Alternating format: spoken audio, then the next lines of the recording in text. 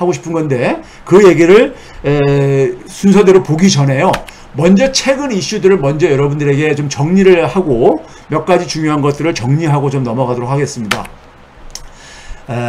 오늘 그 한국은행에서 소비자 심리를 발표를 했죠. 소비자 심리를 매달 발표를 하는데 오늘 발표했는데 거기에 주목할 만한 것이 두 가지가 있었습니다.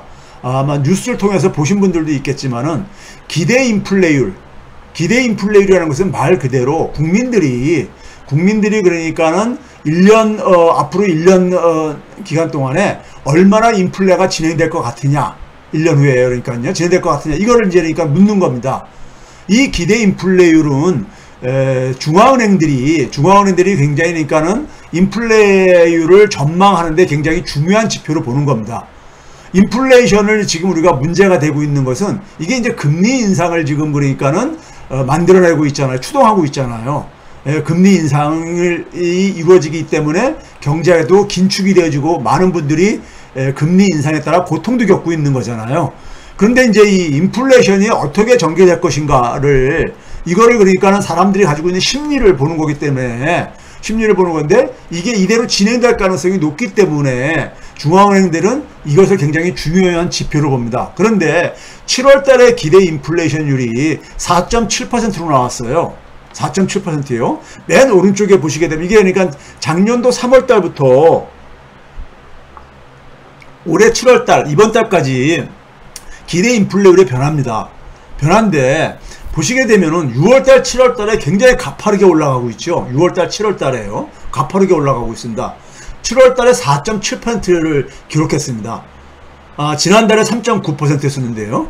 4.7%로 가파르게 올라가고 있다는 것은 한국은행이 6월달에 빅스텝을 했잖아요. 0.5%를 올렸잖아요. 그래서 지금 현재 기준금리가 1.75%잖아요.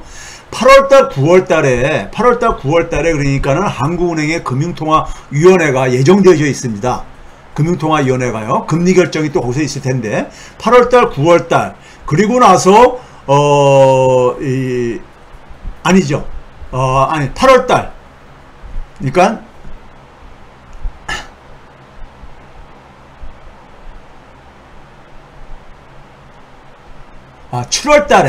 7월달에 0.5% 이번 달에 0.5%를 올렸었잖아요. 그러니까 한국은행은 두 달 연속해서 금융통화위원회를 열고 한 달 쉬고 건너뛰고 또 두 달하고 한 달 쉬고 이렇게 하기 때문에 1, 2월달하고 3월달 쉬고 4, 5월달하고 6월달 쉬고 7월, 8월이 있는데 7월달에 0.5%를 올렸잖아요. 근데 8월달에도 이제 그러니까는 8월 하순에 이제 금융통화위원회가 예정되어 있습니다. 근데 8월 달에도 빅스텝이 즉 0.5% 인상이 굉장히 가능성이 높은 걸 의미합니다. 이 기대 인플레이율이 굉장히 높다는 것은요. 그리고 이제 9월 달에 건너뛰고 10월 달, 11월 달 두 번 더 하고 12월 달은 이제 쉬고 내년으로 넘어가는 거잖아요. 그래서 8월까지 포함해서 세 차례가 남아 있습니다. 세 차례가 남아 있는데 한국은행의 8월 달도 지금 현재 7월 달 기대 인플레이율을 볼 때는 빅스텝이 즉 0.5% 인상 가능성이 높아지고 있다. 더군다나 내일 이제 오늘 밤 새벽에 이제 나오겠죠. 미국에서 연준이 그러니까 우리가 7월 달 FOMC 연준 그러니까는 이 공개시장위원회가 열리잖아요. 여기서 이제 그러니까 자이언트 스텝을 0.75%를 올린다면 6월달에 이어서 인상을 한다면은 역전이 되거든요. 역전이 되기 때문에 한국은행으로서는 굉장히 압박을 받을 수밖에 없습니다. 그런 점에서도 8월 달에 굉장히 빅스텝 가능성이 높아지고 있다는 것을 보여주고 있는 지표고요. 또 하나는 소비자 심리지수입니다. 소비자 심리지수는 말 그대로 소비자들의 그러니까 경제 심리를 보여주는 건데 한 주요한 6가지 지표를 가지고 구성을 하는데요.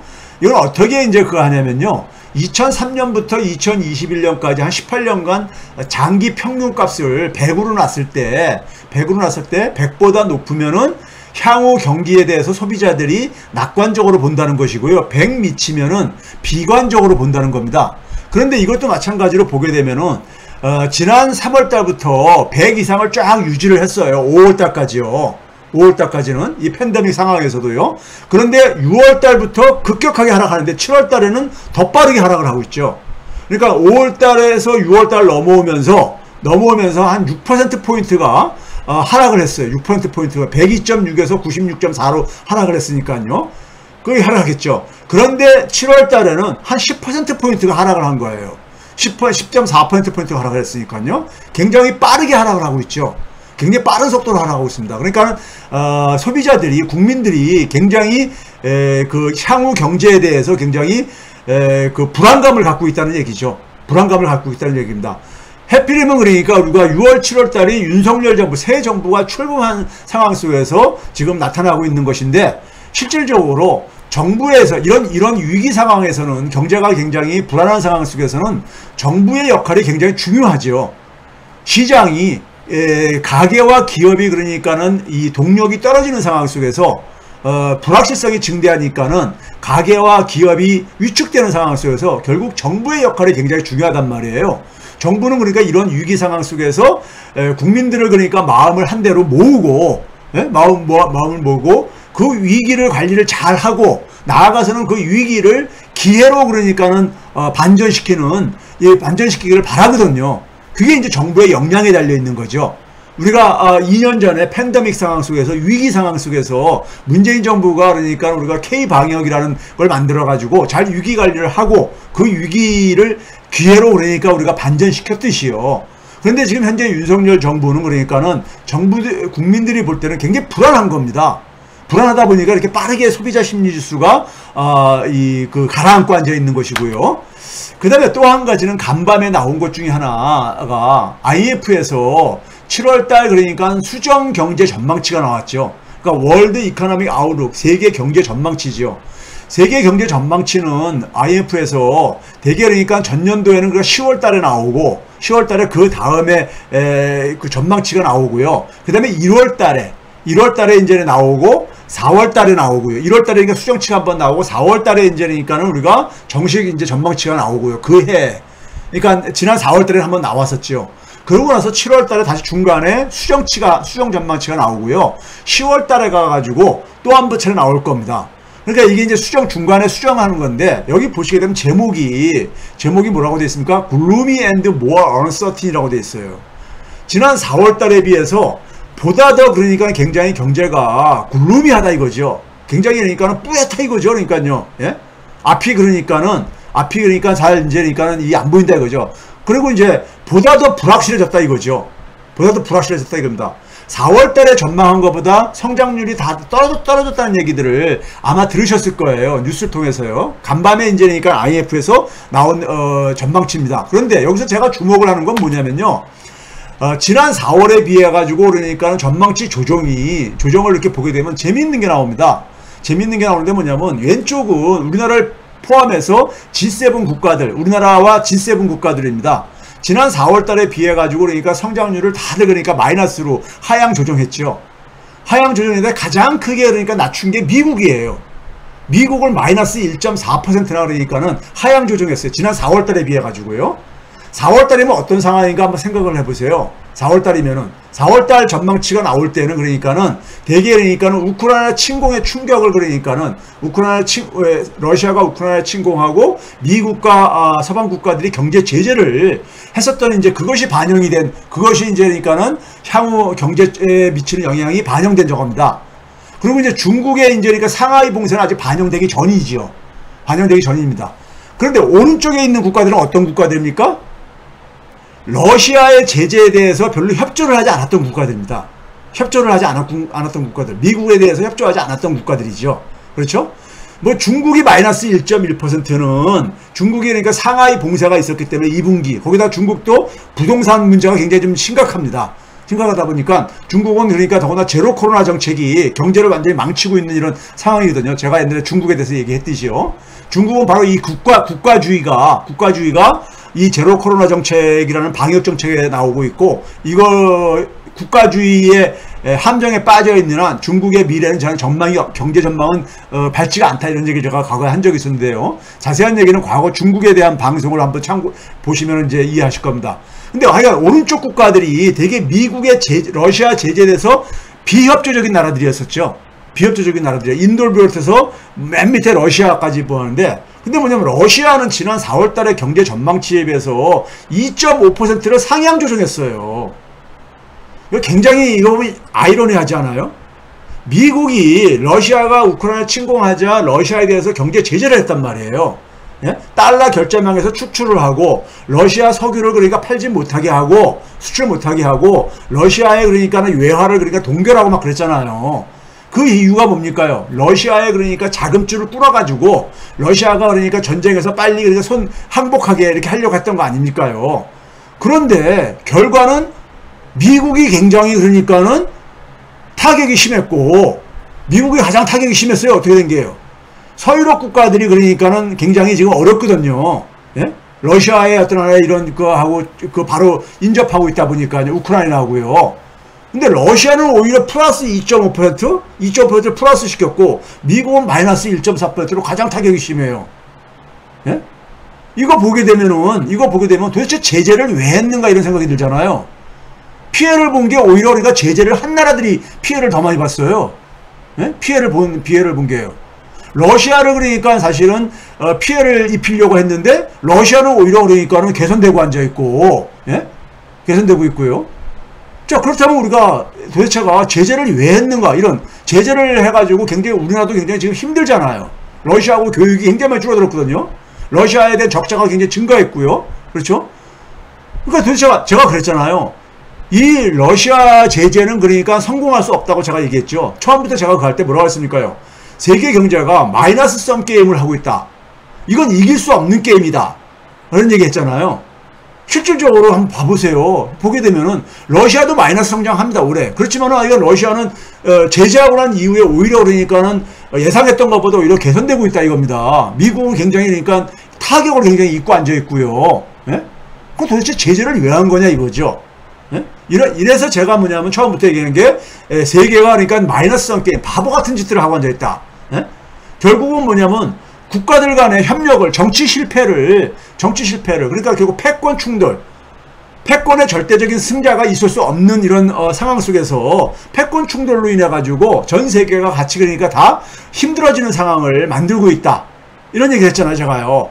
예? 그래서 이게 이 인플레이션도 새로운 처음형 인플레이션이다. 제가 이런 얘기 했잖아요. 예? 이건 미국이 헤게모니를 유지하기 위해서 그러니까는 러시아의 부상을 러시아가 그러니까는 이 나토의 동진에 그러니까 저항하는 것을 무력화시키려고 하고 중국의 부상을 그러니까 제압하려고 하는 이걸 통해서 미국의 헤게모니를 유지하고 서방 세계의 헤게모니를 유지하려고 하는 이것이 근본적인 원인이라 그랬잖아요. 근데 이게 제가 얘기하는 건 이거 성공할 수 없다 그랬잖아요. 성공하기 이미 늦었다 그랬잖아요. 제가 얘기하니까요. 미국이 하려면 이게 제가 볼 때는요. 금융위기 이전에 이미 했었어야 되는 거예요. 했었어야 되는 건데 너무 늦었다 그랬잖아요. 제가요. 그렇죠? 그래서 이게 이렇게 결국은 이길 수 없는 게임이라면은 전 세계에 그러니까 사실 고통과 비용만 그러니까 만들어낼 수밖에 없는 거예요. 그걸 지금 전 세계가 이렇게 겪고 있는 것이고요. 자, 그 다음에 이제 뭐냐면 또 하나가 뭐냐면은 이 파이낸셜 타임즈의 기사입니다. 기사인데 이게 뭐냐면은 제목이 뭡니까? 독일, Germany, rethinks nuclear power exit due to threat of winter energy crunch.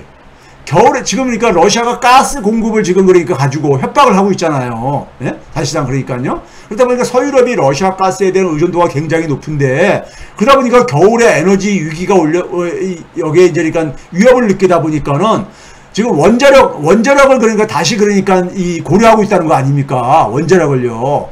그래서 기사 제목에 보게 되면 A U-turn on nuclear power. 원자력으로 다시 유턴하는 거. 예? 이게 뭐냐면은 근데 이것은 결국 뭐냐면은 유럽이 그러니까 그 기후 변화에 대해서 가장 적극적으로 뭐냐면 그린 에너지 쪽으로의 전환을 그러니까 주도했던 국가들 아닙니까요? 기후 변화를 주도했던요. 그렇죠? 근데 여기에 굉장히 그러니까는 이것을 역행하는 거죠. 비러필이라고 했으니까 굉장히 쓴 약이 될 거라 이거죠. 그래서 슐츠 지금 이제 3인당에 그러니까는 저기 다수당이 되다 보니까 총리가 되고 있죠. 이 연정을 구성하고 있잖아요. 녹색당들하고요. 그래서 뭐냐면 이 연정이 기본적으로 추구했던 게 뭐예요? 반원전이잖아요. 반원전 운동의 이것의 뿌리를 가지고 있는 게 연정이잖아요. 근데 이걸 자기들이 추구하는 목표를 사실상 스스로가 그러니까 부정하는 거잖아요. 이게 결국 뭐예요? 우크라이나 그러니까 이 전쟁을 굉장히 장기화함으로써 유럽이 추구했었던 소위 말해서 이 그린 에너지로의 전환에 이게 차질이 생기는 거 아닙니까요? 이것도 정치 실패의 결과죠. 그렇죠? 그 다음에 또 하나는 뭐냐면은 이겁니다. 그러니까는 최근에 보게 되면은 이게 이제 국내 이게 그 인용돼서 보도가 나왔는데 하나는 이제 그러니까 중앙일보에 이제 그러니까 이 주말판 중앙선데이에 나왔던 거고 오른쪽은 국민일보에 최근 그러니까 7월 27일자니까요. 둘 다 7월자 기사입니다. 유럽에서 뭐냐면은 전기차에 대한 정책을 다시 한번 그러니까 지금 방향을 바꾸겠다 이겁니다. 전기차에 대해서 보조금을 줘가지고 전기차를 육성하려고 했잖아요. 왜? 친환경 미래차라고 해가지고, 친환경 자동차라고 해가지고요. 그래서 유럽 같은 경우는 소위 말해서 이제 그러니까 디젤이라든가 아니면 내연기관차를 그러니까는 2035년부터 폐지한다 그랬잖아요. 유럽에서는 더 이상 그러니까는 이 운행이 안 되게 하겠다 그랬잖아요. 그 대안으로 우리가 가장 대안의 중심에 있는 게 전기차잖아요. 근데 전기차를 이제 육성하기 위해서 그동안 막 보조금을 주고 이렇게 각국까지 했었잖아요. 근데 보조금을 축소하겠다는 거예요. 여기 영국이 그러니까 보조금 정책을 폐기했고 독일도 그러니까 내년부터 단계적으로 축소하겠다는 거예요. 그러면서 뭐냐면 독일은 한 걸음 더 나아가서 뭐냐면은 내연기관차 폐지를 결정을 했었는데 유럽연합에서 이걸 반대한다고까지 얘기를 하고 있어요. 지금요. 반대한다고요. 예? 이거 왜 그러냐면은 이겁니다. 그러니까요. 한편에서 뭐냐면은 이 전기차를 지금 가장 주도하는 건 어딥니까요? 중국입니다. 지금요. 전기차의 핵심은 배터리잖아요. 배터리입니다. 이게 엔진이 없는 거니까요. 배터리로 가는 거니까요. 그런데 전 세계의 배터리 시장을 지배하고 있는 곳이 중국이란 말이에요. 한국도 거기에 그러니까 상당 부분을 차지하고 한국이 2위죠. 점유율이요. 그러니까 잘못하게 되면은 이게 중국에 굉장히 그러니까 중국 의존에 빠질 수가 있다 이거죠. 거기다가 전기차에 필요한 원자재들, 예를 들어서 배터리 양극재 들어가는 알루미늄 같은 경우는 중국이 전 세계 생산량의 거의 한 57% 차지하고 있고 음극재에 쓰이는 실리콘은 60% 이상 점유. 그러니까는 이건 중국한테 전기차로 가다 보면 결국 중국한테 의존할 수밖에 없다 이거죠. 지금 어떻게 하고 있습니까요? 지금 미국이 주도를 해가지고 공급망을 그러니까는 중국을 배제하고 지금 만들겠다고 하고 있잖아요. 근데 전기차는 지금 미래차의 핵심 부분 아닙니까? 미래차라는 게 전기차, 자율주행차, 그 다음에 우리가 소위 말해서 이 차량 공유 서비스 이런 것들이 그러니까 결합된 게 미래차의 방향이잖아요. 과거에 제가 말씀드렸듯이요.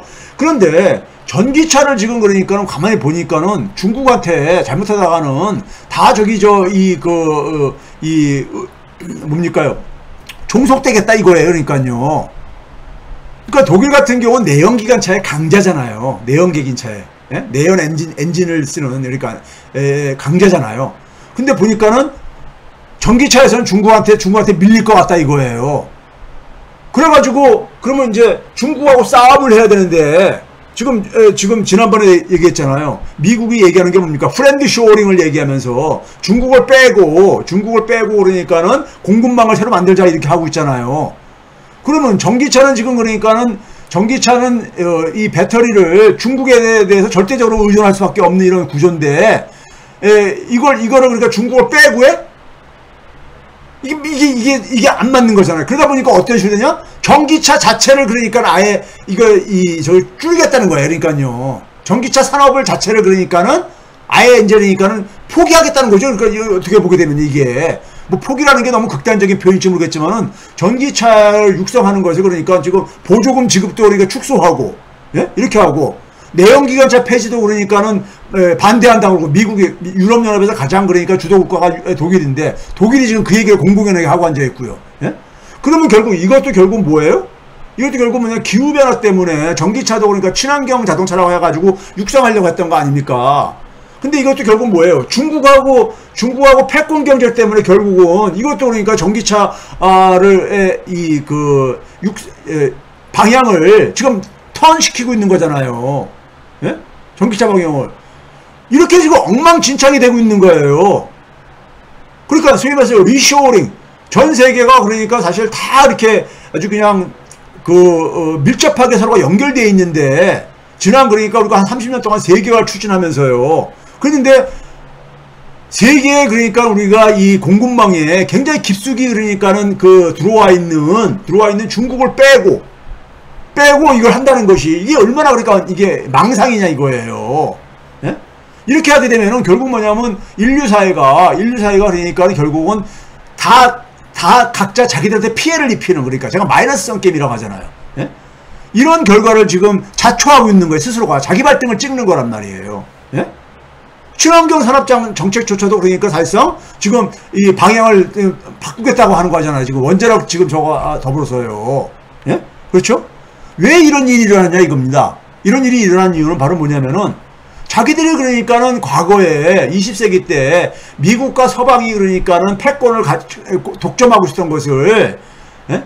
패권을 가지고 있었던 것을 지금 이제 그러니까는 중국이 이렇게 크다 보니까는, 크게 되면은 서로가 좀 협력을 하고 좀 이 권한을 좀 분산시켜야 되는데 계속해서 자기들의 그러니까 과거 저거를 그러니까 독점을 유지하겠다 하다 보니까 지금 이런 일이 생기는 거 아니에요. 중국의 부상을 그러니까는 용납 못하겠다고 하면서 이러면서 지금 생기는 문제 아니에요. 이게 현실적으로 제가 중국 편 드는 게 아니에요. 저는 중국이 희망 없다고 보는 사람입니다. 희망이 없다고 보는 사람이야. 중국이 그러니까 뭐 제2의 미국이 될 가능성은 저는 없다고 보는 사람입니다. 그런데 이게 문제는 뭐냐면 미국이 중국을 제압하는 것 자체가 비현실적이라는 얘기예요. 이걸 하면 할수록 전 세계가 같이 고통에 빠진다는 얘기입니다. 고통에. 예? 그래서 제가 제로섬 게임이라고 하는 거예요. 근데 이게 뭐냐 이거예요. 유럽도 지금 이게 뭐냐 이거예요. 유럽도요. 자, 거기서 한실 더 나아가서요. 이게 이제 오늘자 한겨레 신문인데요. 이 외신 기사를 가면 또 영어로 보여드려야 될 것 같아서 제가 그냥 한겨레 신문을 그냥 옮겨놨는데, 유럽이 지난 1년간의 석탄 수입이 2배를 급증했다 이거예요. 예? 왜? 이거겠습니까? 러시아에서 가스가 그러니까 이게 저기 가지고 지금 압박을 가하니까 보복을 하고 있으니까는 지금 그러니까 전통적인 그러니까는 에너지원을 그러니까는 쓰려고 하는 거 아닙니까요? 예? 이게 근데 석탄을 그러니까 왜 안 쓴 거예요? 온실가스 배출 주범이잖아요, 석탄이요. 예? 우리도 이제 석탄 발전소로 그러니까 이 가동을 그러니까 중단하고 이제 그러잖아요. 이게 그러니까 소위 말해서 미세먼지에도 굉장히 주범으로 돼 있고 그렇잖아요. 예? 그렇죠? 온실가스 유발 뿐만 아니라. 근데 이거를 그러니까 다시 그러니까 지금 유럽이 그러니까 석탄을 그러니까 다시 또 이게 뭡니까 이게요? 예? 유럽이 그러니까 소위 말해서 온실가스 감축에 가장 그러니까는 이 공격적으로 하는 나라 아니에요. 예? 그렇잖아요. 그래서 뭐냐면 2030년까지 그러니까는 뭐 저기 55%로 그러니까는 감축하겠다 이런 목표까지 정하고 아주 강하게 추진하고 있는 게 유럽이잖아요. 근데 이게 뭐야 이게 완전히요. 예? 이런 일이 왜 생겼냐고요. 그러니까요. 이런 일이 왜 생겼냐고. 이게 패권 경쟁 때문에 성공하지도 못할 패권 경쟁이잖아요. 문제는요. 성공할 가능성이 있으면 제가 말도 안 해요. 성공할 가능성이 없는 것을 지금 하고 앉아있으니까 지금 이런 얘기 하는 거 아닙니까, 지금요. 예? 이게 뭐냐고요, 도대체가요. 예? 아주 뒤죽박죽으로 만들고 있잖아요, 지금요. 자, 이거 봐보세요. 여러분들 지금 유럽이 폭염으로 산불이 일어나고, 미국도 마찬가지지만 전 세계가 지금 그러니까 폭염으로 아주 가는 거 연일 뉴스를 들으실 거예요. 근데 이게 이제 7월 달에 초에 지금 스위스에 그러니까 이 빙하가 그러니까 굉장히 빠르게 녹고 있다는 거 아닙니까? 아니, 알프스산이에요. 그렇죠? 이게 알프스산은 그러니까 유럽의 몇 개 국가를 같이 이렇게 가고 있는데, 이탈리아 알프스에서 빙하가 그러니까 붕괴돼가지고 적어도 6명이 그러니까 죽었다 이렇게 이런 이제 기사가 나왔었잖아요. 예? 아니 7명이 사망했다 그랬네요. 7명이 사망하고 8명이 부상하고 14명이 실종됐다. 그래가지고 이걸 가지고 뭐라고 합니까? 알프스의 빙하 붕괴가 임계점이 넘었다 이거예요. 이게 굉장히 여태까지 보지 못했던 속도로 굉장히 이게 녹아내리고 있다는 거 아닙니까요? 알프스의 빙하가요. 그러면 이게 결국은 뭐냐면 기후변화, 기후재난을 가지고 오는 하나의 지금 원인으로 지금 얘기들 하고 있잖아요. 네? 근데 이런 상황에서 그러니까 우리가 기후변화에 대해서 더 적극적으로 빨리 그러니까 우리가 대응을 해야 되는데, 기후재난이 바로 뭡니까? 이게 제가 새로운 처음형 충격이라 했잖아요. 새로운 초험형 충격이요. 즉 기후변화 재난이 우리 앞에 갈수록 지금 많이 빈도수가 많아지는 것은 우리가 그동안 80년부터 쭉 경험을 했기 때문에 알지만은 이거를 그러니까 우리가 단기간 내에 대응할 수 있는 능력이 그러니까는 없기 때문에 그냥 이 충격을 대규모 재난을 겪을 수밖에 없는 이런 점에서 이게 새로운 초험형이라고 했잖아요. 새로운 초험형 충격은 예측할 수 없어서 그러니까 대규모 재난이 생길 수도 있지만은 예측할 수 있음에도 불구하고 단기간 내에 그러니까 대응책을 만들기가 힘들어가지고 대규모 재난이 발생하는 거 또 새로운 초험형이라고 했잖아요. 그렇죠? 이게 바로 그거잖아요. 새로운 초험형 충격이잖아요. 빨리 우리가 여기에 그러니까 우리가 대응을 해야 되는 거잖아요. 지금 유럽이 추진하고 있는 2030년까지 온실가스 55% 감축보다 더 빨라야 될지도 모르잖아요. 예? 지금 이 상황을 보게 되면요. 그렇죠? 그런데 우리가 지금 앞에서 뭘 그랬어요? 전기차 다시 그러니까 옛날 내연기관차를 다시 그러니까 포기하는 거를 폐기하겠다라든가 그 다음에 우리가 뭐냐면 석탄을 수입해서 쓴다든가 물론 이게 우크라이나 전쟁 때까지라고 하고는 있지만은 예? 이게 또 어떤 일이 또 일어날지 어떻게 합니까요? 예? 그렇죠? 자 그래서 지금 이러한 상황 속에서 유럽의 지도자들이 얼마나 무력합니까? 유럽의 지도자들이 과거 자기들의 선배 지도자들이 유럽 통합이라는 꿈을 꾸면서 세계의 평화를 그러니까 주도하겠다고 했던 이런 그러니까 지도자들은 눈에 안 보여요. 지금 마리오 드라기 유럽 중앙은행 총재까지 했었죠. 근데 이탈리아 그 인기로 그러니까 이탈리아 총리가 된 사람이죠. 연정이에요. 근데 뭐라고 했습니까? 거기 이제 그 빙하 붕괴 현장 근처에 가가지고 전례가 없는 이번 사태는 의심할 여지 없이 환경과 기후 상황 악화와 관련 있습니다. 이런 얘기하면서 여전히 러시아하고 끝없는 전쟁을 지금 이렇게 하고 앉아있잖아요. 제가 그러잖아요. 유럽 지도자들이 나서가지고 오히려 적극적으로 빨리 그러니까 휴전을 시키고 전쟁을 종식시켜야 된다. 이런 얘기 했잖아요. 네? 평화적인 그러니까 출구를 만들어야 된다고 제가 이렇게 얘기를 했잖아요. 근데 그걸 못하고 있잖아요. 그 결과로 지금 유럽은 지금 불타오르고 있고, 네? 이런 상황이 지금 눈앞에 전개되고 있는 거 아닙니까? 이게 최근에 지금 보여주고 있는, 우리 눈앞에 벌어지고 있는 이슈들이에요. 매일매일 벌어지고 있는 이슈들입니다. 자, 그 다음에 이제 오늘의 그러니까 주제로 이제 넘어가겠습니다.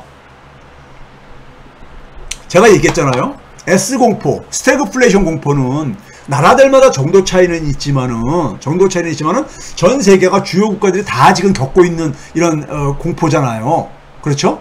그리고 이 S공포는 새로운 초험형 인플레에서 유발된 겁니다. 그렇죠? 지금 S공포가 지금 뭐예요? 경기 침체하고 인플레이션이잖아요. 경기 침체가 왜 생긴 거예요? 인플레이션에 대한 대응책으로 지금 금리를 인상하다 보니까 경기 침체로 이어지고 있는 거 아닙니까요? 자산 가격들이 주식 가격이라든가 주식 가격을 중심으로 해가지고 자산 가격들이 하락을 하고, 예? 그 다음에 이제 경기 침체로 일어나고, 인플레와 이런 자산 가치가 하락하면서요. 그렇죠?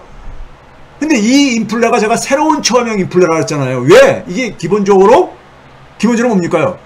인플레이션의 원인이 뭐라 했었어요? 이게 패권 충돌이잖아요. 패권 충돌. 근데 이 패권 충돌을 우리가 지금 중단시킬 수가 있습니까?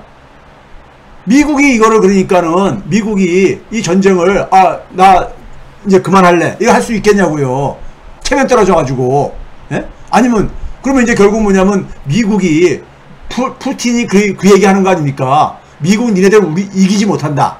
우리한테 이기지 못한다. 그러면 결국은 뭐냐면 미국의 헤게모니가 미국의 시대가 끝났음을 이제 그러니까 보여주는 하나의 역사적인 사건이 되게 될 거다. 이 우크라이나 전쟁으로 인해 가지고 이런 얘기 푸틴이 공공연하게 하는 이유가 이 전쟁에서 그러니까 미국이 지금 이길 가능성이 보입니까? 보이지 않잖아요. 미국이 더 피해를 많이 보고 있잖아요. 미국이 피해를 많이 보고 있잖아요. 제재를 하고 난 이후에도요. 그러니까요. 그렇죠? 그런 점에서 이거 근데 미국이 패권축으로 포기할 수 있어요?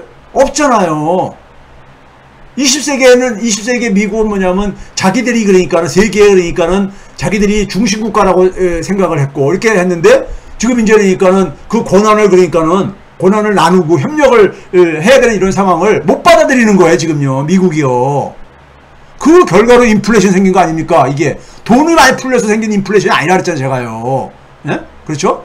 그 그 결과로 지금 뭐가 온 겁니까요? 인플레이션 마켓에서 긴축을, 금리를 인상을 안 할 수가 없게 되다 보니까 이 경기 침체로 지금 이어지는 거 아닙니까? 그게 바로 S공포잖아요. S공포요. 그런데 우리는 모든 나라가 지금 똑같은 상황이 아니에요. 네? S공포를 겪는다는 점은 인플레이션이 지금 그러니까 우리가 겪고 있는 인플레이션이 전 세계에 영향을 미치고 있죠. 왜? 석유 가격은 다들 똑같이 다 전 세계가 인상된 거니까요.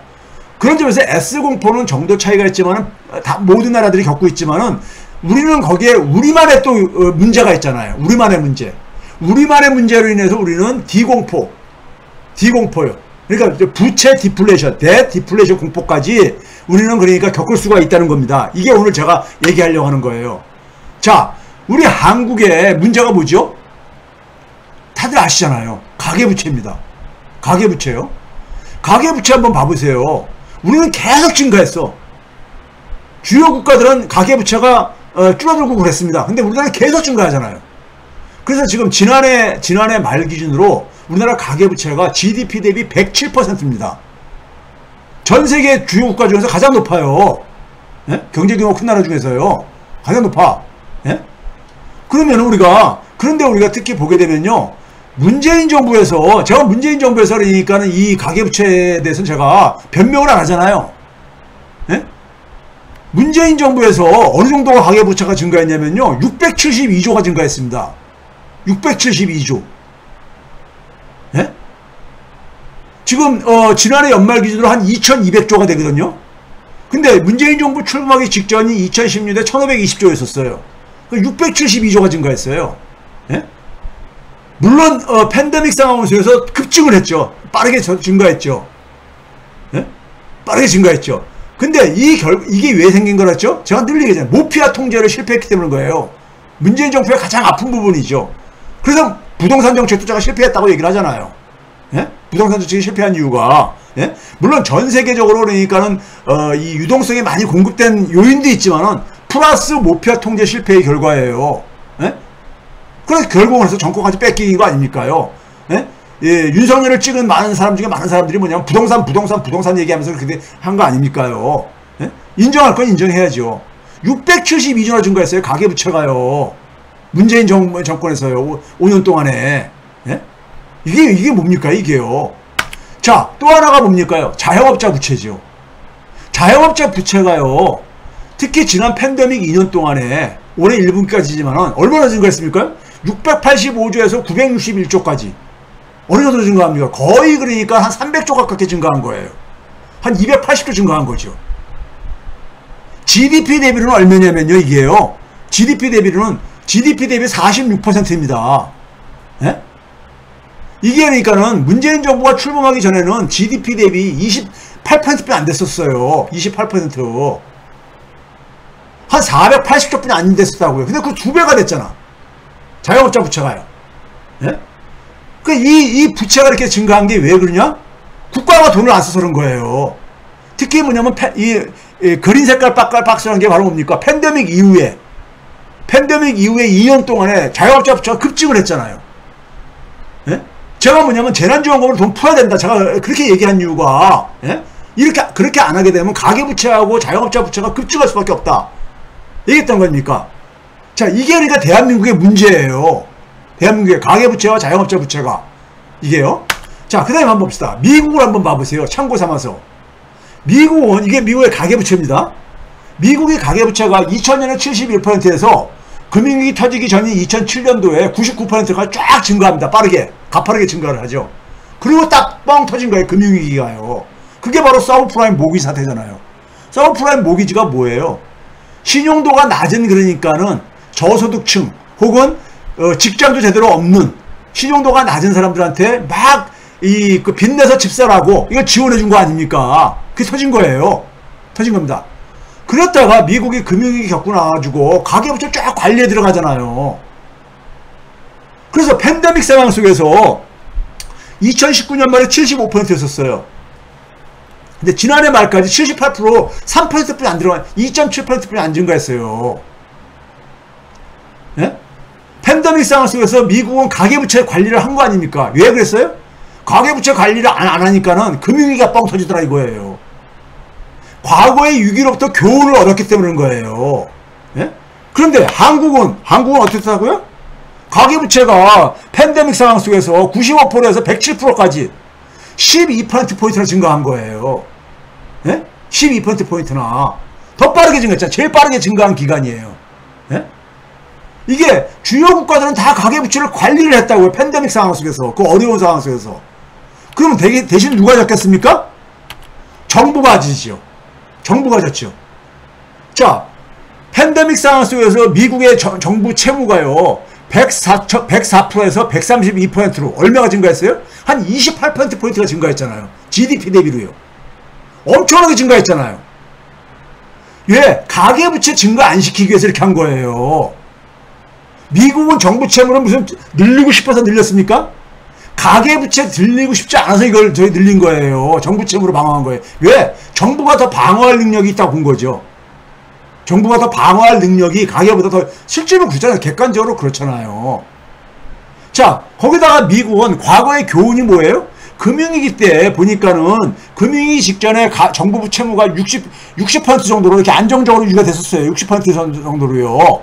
근데 이게 102%로 한 40% 이상이 그 금융위기 수습하면서 42%포인트나 증가한 거예요. 예? 금융위기를 수습하면서. 가계부채가 뻥 터지니까는, 가계부채 터지면 어떻게 됩니까요? 금융회사들, 은행을 비롯해서 금융회사들이 부실화될 수밖에 없어요. 은행들을 부실화되는 것을, 은행들이 파산하는 걸 방치하게 되면은 미국의 금융 시스템이 다 붕괴돼 버리니까는, 미국 경제가 붕괴돼 버리니까는 그걸 정부가 방치할 수 없잖아요. 그래서 어떻게 합니까? 공적 자금 투입했죠. 은행들한테. 그 결과로 정부 부채가 40% 이상이 증가한 거예요. 그러니까 미국이 어떤 교훈을 얻었냐면, 어차피 그러니까는 정부 부채는 증가하게 돼 있다. 증가하게 돼 있다 이거예요. 어차피.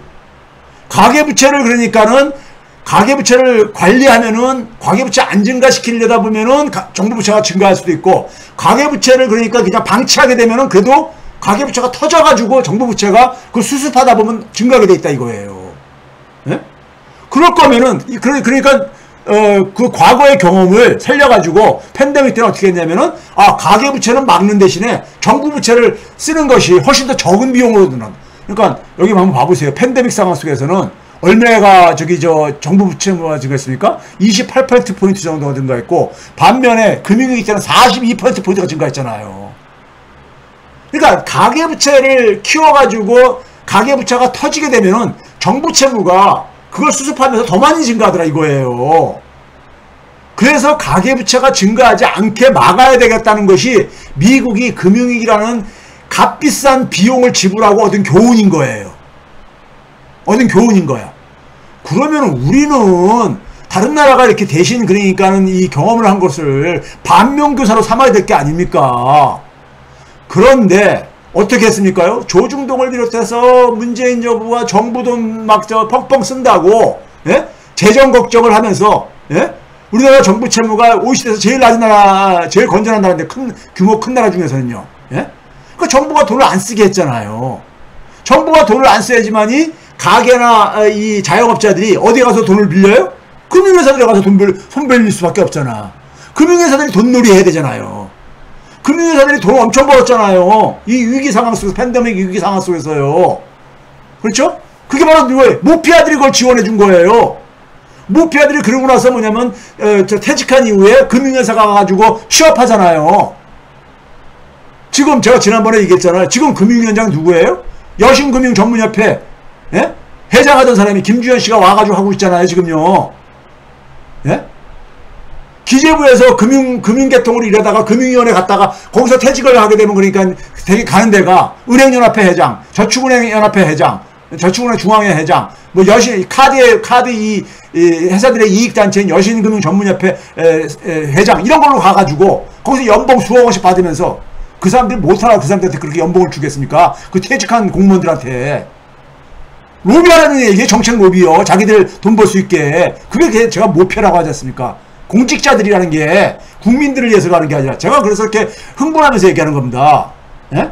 모피아 문제를 해결하지 못하면요. 우리나라는 불평등 문제 해결 못합니다. 서민들에게 그러니까 희망은 그러니까 서민들의 볕들 날은 오지 않습니다. 서민들에게 볕들 날은 오지 않아요. 왜? 왜 그러냐면요. 지금 2000년대 이후에 우리나라의 불평등은요. 자산 불평등입니다. 자산 불평등이야. 자산 불평등의 출발은 뭔지 아세요? 잠시 후에 보여드리겠지만은 돈을 접근할 수 있는, 돈에 얼마나 그러니까는 쉽게 접근할 수 있느냐. 이거인 거예요. 대부분 사람들이 자산 축적 못하는 이유가 뭐예요? 저소득층이. 돈에 접근할 수 없는 거잖아요. 돈에 접근할 수 없는 거잖아요. 예? 여러분들이 볼 때는 이거 다 내 탓이다. 없는 사람들의 탓으로 생각하죠? 아닙니다. 이거는요. 아니, 제가 과거에 이거 얼마나 이 얘기를 했습니까요? 자, 우리가 비슷한 경우가 좀 외형적으로 비슷한 게 일본입니다. 일본이 91년도에 자산시장이 거품이 붕괴되잖아요. 그때 일본의 가계부채가 보게 되면은 일본이 70대 80대 쫙 증가합니다. 그래도 68%인데도 터졌던 거예요. 일본은 뭐냐면 가계만이 아니라 기업부채도 굉장히 컸어요. 기업부채가 더 컸었어 사실은요. 80년대 봐보세요. 94%에 있던 것이 145%까지 쫙 올라가잖아요. 예? 일본은 기업부채이고 우리나라는 바로 뭐냐면 자영업자 부채인 거예요. 우리나라 자영업자라는 것은 결국 뭐냐면 소기업까지 포함되어 있는 거잖아요. 예? 그러니까는 소위 소상공인들이라 그러니까요.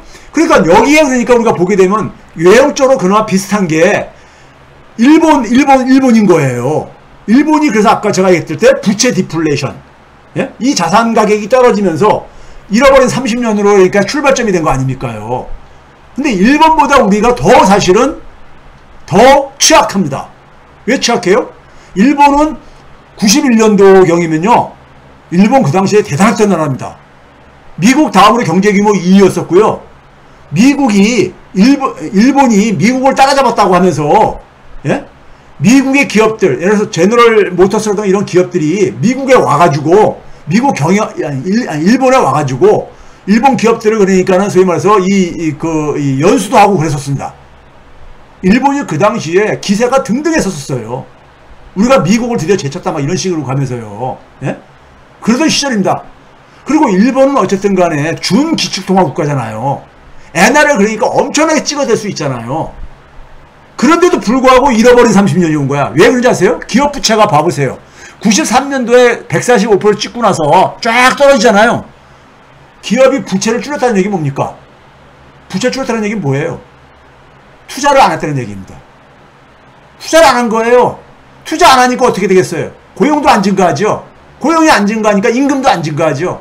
그래서 일본이 그러니까 90년대 후반부터 지금까지 거의 한 30년 가깝게 임금이 그러니까 거의 정체하고 있다는 게 바로 그거예요. 투자를 안 하니까는 GDP가 안 증가하죠. 잃어버린 30년이 그래서 그런 거예요. 예? 돈을 엄청나게 찍어댔습니다. 일본이요. 예? 근데 우리는 그렇게 돈 못 찍어내요. 한국은행이 그렇게 돈 못 찍어내요. 예? 엔화하고 한국 원화하고 차이잖아요. 그게요. 예?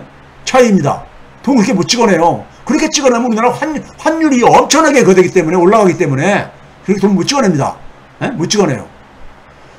거기다가 일본은요 91년도에 그러니까 자산시장이 거품이 붕괴되어지면서 금리가 6% 했던 거를 0.5%가 쫙 내립니다.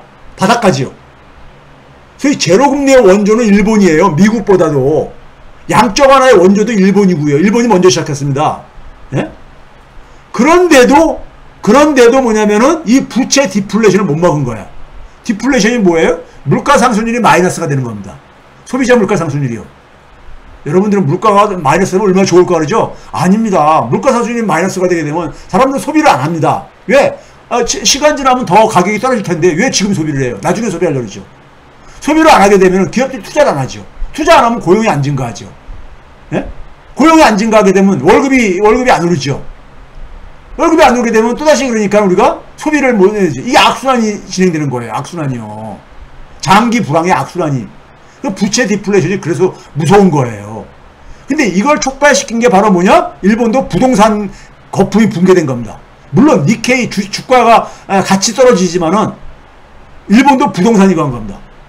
일본의 토지 가격이 당시에 비해 가지고 한 30년 동안에 얼마나 떨어진지 아세요? 예?